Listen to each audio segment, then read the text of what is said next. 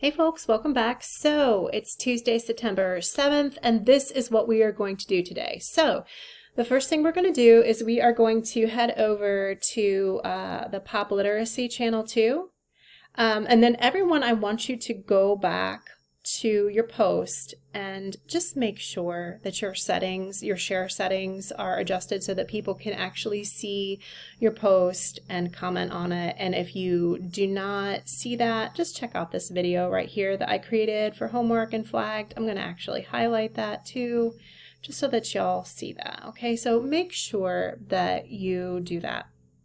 All right, so that it's just make sure it's correct. And if it's not correct, like edit your post and reshare a link. All right, so there's that.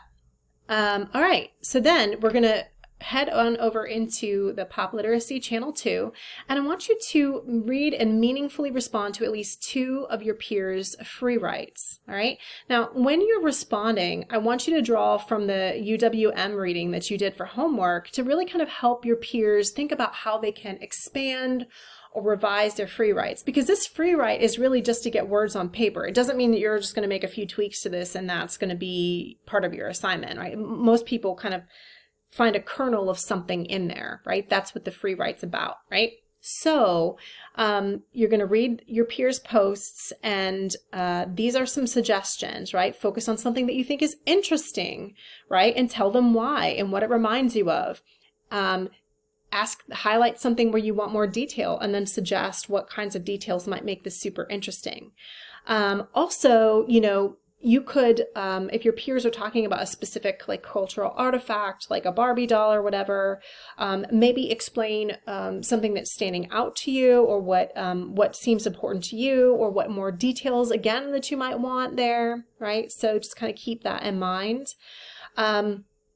And then just sort of make connections between the passages in your peers' free write and that Tobin article that we read, right? So you might highlight something and be like, hey, like this thing right here reminds me of this other thing that, your peer, this other thing that the article is talking about, right? So help them make those connections, because it will end up being really, really helpful for them as they take this free write and then kind of work with that raw material or a seed within that to create part of assignment 1. All right, so that is the first thing that we're going to be doing in class today. All right, and that I want you to just take your time with, right? I'm only asking you to respond to 2 people on purpose, so just really take care to respond to your peers. All right, so then and also I just want to say, like, if you notice that there are a whole bunch of like, if you see someone that isn't getting as many sort of engagement or comments, kind of go down to that one. So just sort of, make sure that your peers are getting that kind of TLC in their in that kind of response. All right. Now from there, we're going to do something that is not going to be as fun, but I promise you is something that you are going to actually need. And I would almost say that it's not a bad idea to sort of copy tasks 1 and task 3 and paste them into a document so that you can refer to them later. That's what I would do if I were you. All right. So the first thing I want you to understand is that most of us who are novices overquote in our paper. So I want you to think about this. The short answer is that 80% of the time, if not 90% of the time, when you're engaging with an academic article, you should be paraphrasing that material and then referencing the page numbers, right? Because you don't just reference page numbers in a research paper when you're direct quoting. You also do that when you're paraphrasing, right? So the key thing that I want you to know is that you can paraphrase someone's ideas and still cite them by acknowledging where you got the idea from at the end of your sentence, right? With the author's last name and the page number you got it from, right?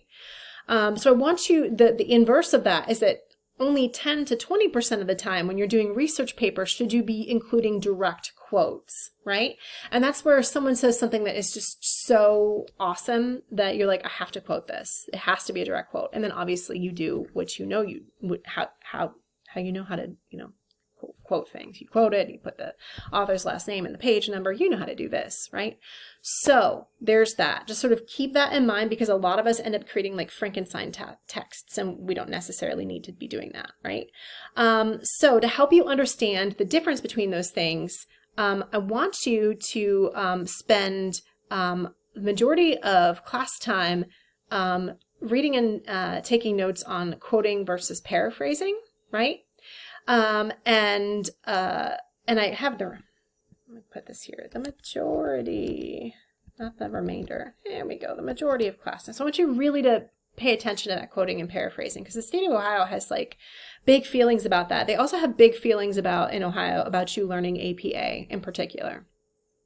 So what I want you to do is I want you to learn APA in particular. And to do that, I want you to go ahead and check out this overview video about APA. Don't worry about taking notes on it yet, because I'm going to recap some of those things for you, but please watch that video.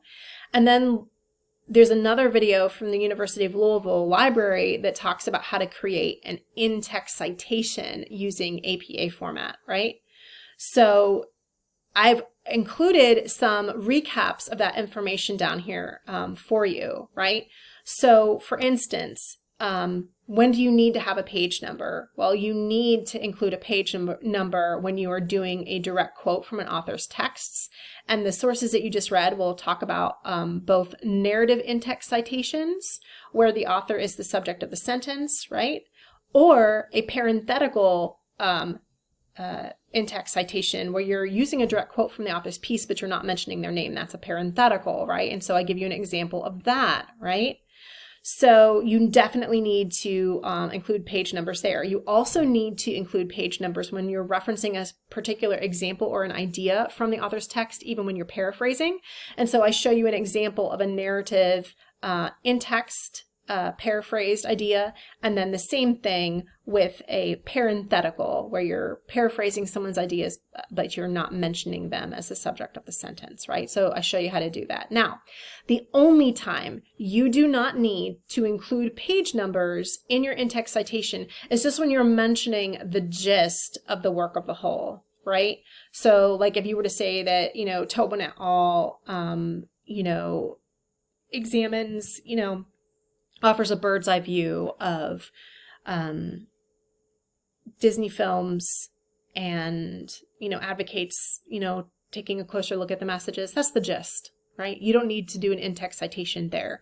Any other time that you're looking at a specific example, an idea, or a direct quote, you absolutely do need to do those page numbers at the end, right? So I give you some examples there. And all of the examples that I have in purple are from the Tobin piece on purpose, so that you're like, oh, I know how to do that, which is why I'm saying again, what I would do if I were you is I would definitely copy at least task 3, if not task 2, and paste it to another document so that future you remembers all of that fun information, because you're going to need it throughout the semester and throughout just life, right?